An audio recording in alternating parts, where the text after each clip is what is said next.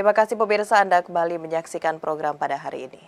Pemirsa, Kementerian Komunikasi dan Informatika melalui Badan Penelitian dan Pengembangan Sumber Daya Manusia Balitbang SDM bersinergi dengan perguruan tinggi terbaik dunia dan Global Teknologi dan Badan Lembaga Internasional berupaya meningkatkan kompetensi SDM bidang digital melalui berbagai program pelatihan. Salah satu pelatihan yang dilakukan yakni pelatihan program Pelatihan Digital Leadership Academy yang bermitra dengan United Nations ASEAN and Pacific Training Center for Information and Communication Technology from Development bersama pemerintah Provinsi Daerah Istimewa Yogyakarta mulai hari ini hingga 4 Oktober 2023. Kementerian Komunikasi dan Informatika menggandeng United Nations ASEAN and Pacific Training Center for ICT for Development dalam menyelenggarakan pembukaan Digital Leadership Academy di Daerah Istimewa Yogyakarta, Provinsi Jawa Tengah tahun 2023. Baso Saleh, selaku Kepala Pusat Pendidikan dan Pelatihan Kominfo mengatakan, program Digital Leadership Academy ini bertujuan untuk meningkatkan kompetensi dan awareness pada pimpinan di lingkungan pemerintah Provinsi di Yogyakarta, para pembuat kebijakan dalam mendorong percepatan transformasi digital. Acara yang dilakukan secara blended learning atau pembelajaran online dengan tatap muka ini mulai dibuka hari ini 4 September hingga 5 Oktober 2023. Selanjutnya peserta pelatihan yang mengikuti kegiatan daerah Yogyakarta sebanyak 36 orang. 31 berasal dari Provinsi Daerah Istimewa Yogyakarta. Selebihnya dari Kabupaten Sleman, Kabupaten Bantul, Kabupaten Gunung Kidul, Kabupaten Kulon Progo, dan Kota Yogyakarta masing-masing 1 orang. Dalam kesempatan tersebut, Kepala Badan Litbang SDM Hari Budiarto menyampaikan, pelatihan dan visitasi program Digital Leadership Academy pada tahun 2023 telah sukses dilakukan di 4 kota sebelumnya, yakni pertama di Jawa Barat, kedua Sumatera Utara, ketiga Gorontalo, Sulawesi Utara, keempat di Singapura, dan terakhir di Provinsi Jawa Tengah, Yogyakarta. Kami menyelenggarakan pendidikan vokasi yang menyiapkan kader-kader pimpinan, kader-kader profesional untuk mereka bisa merubah Indonesia ini menjadi Indonesia digital, mewujudkan masyarakat digital.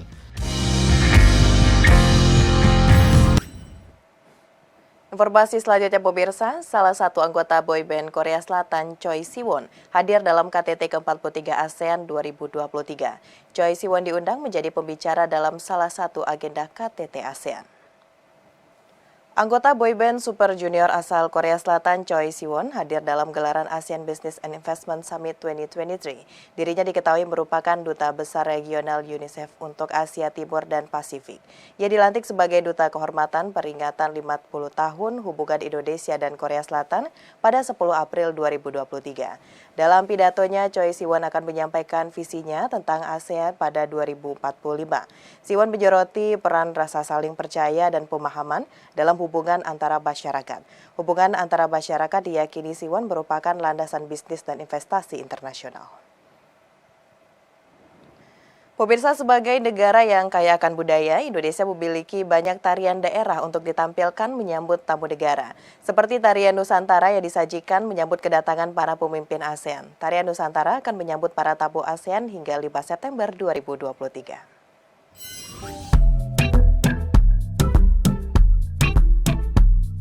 Pemerintah DKI Jakarta memberikan suguhan tarian Nusantara di Bandara Internasional Soekarno-Hatta, Tangerang, Banten.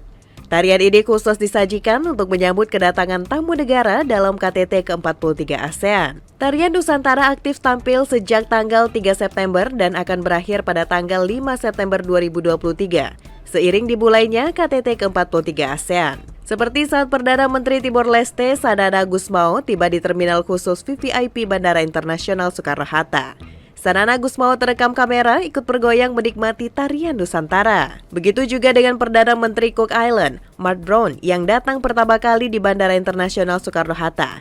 Perdana Menteri Mark juga turut menikmati tarian Nusantara. Tarian Nusantara disebut Kepala Biro Kerjasama Daerah Provinsi DKI Jakarta, Marulina Dewi, ditarikan oleh 90 penari yang setiap harinya siaga secara bergantian di Bandara Soekarno-Hatta. Tarian Nusantara memiliki formasi 8 orang yang terbagi dalam 2 baris. Para penari dilengkapi kostum khusus dengan warna yang berganti-ganti. Para penari bekerja menggunakan sistem shift dengan waktu kerja pukul 6 pagi hingga 12 siang, 12 siang hingga 5 sore, lalu 5 sore hingga pukul 10 malam. Tarian Nusantara ini menjadi diplomasi pemerintah Indonesia dalam memperkenalkan kekayaan budaya ke mata dunia. Dari tanggal 3, 4, dan 5 itu ada rangkaian presidensi yang akan diterima di Bandara Soekarno-Hatta, sehingga kami menurunkan perharinya 90 penari Betawi khususnya, yaitu kita melakukan 3 shift, Mbak. Jadi dari jam 6 sampai ke jam 12 sampai jam 5 sampai jam 10 malam. Dengan setiap shift itu ada 3 kelompok penari yang siap menyambut para delegasi turun dari pesawat bersama para menteri dan pejabat penyambut. Kita menyambut dengan tarian lokal Betawi dan juga Abang None. Namun tidak hanya Pemprov DKI, kami juga berkolaborasi dengan pemerintah Banten.